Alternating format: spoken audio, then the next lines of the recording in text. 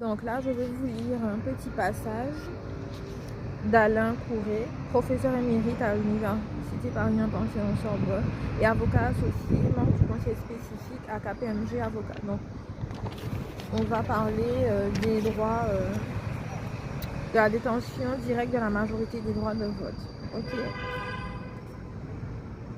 Les textes ne parlent pas d'action, mais de droit de vote, alors que l'article L 233-1 définissant la filiale en reste à une pure détention capitalistique, selon laquelle, lorsqu'une société possède plus de la moitié du capital d'une autre société, la seconde est considérée comme la filiale de la première. En effet, il est nécessaire de prendre en compte les cas des actions privées de droit de vote. Alors je recommence, je disais que lorsqu'une société possède plus de la moitié du capital d'une autre société, alors la seconde est considérée comme étant la filiale de la première. Bon, par contre, en master, on voit toutes les jurisprudences dessus et les cas pratiques dessus, sur la détention, justement.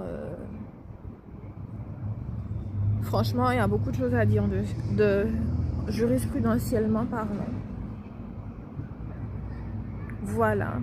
Et il est nécessaire donc de prendre en compte les cas d'actions privées de droit de vote, des actions émises en violation des règles de constitution des sociétés. L 225-11-1. L 225-11-1. Il y a des cas d'autocontrôle,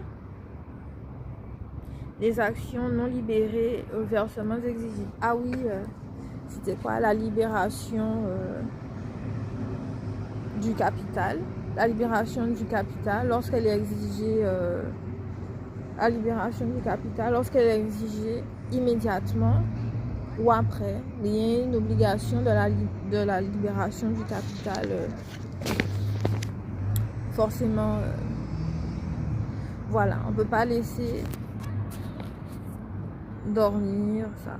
Alors, par contre, les dividendes, eux, la redistribution du bonus, les dividendes, eux, ils peuvent rester en réserve et ils ne sont pas redistribuables tout de suite si on veut. On peut vouloir les garder en réserve, les dividendes. C'est pas la même chose. L'excédent brut d'exploitation, les dividendes. Attendez, je sens me rappeler un peu. Bref, ok.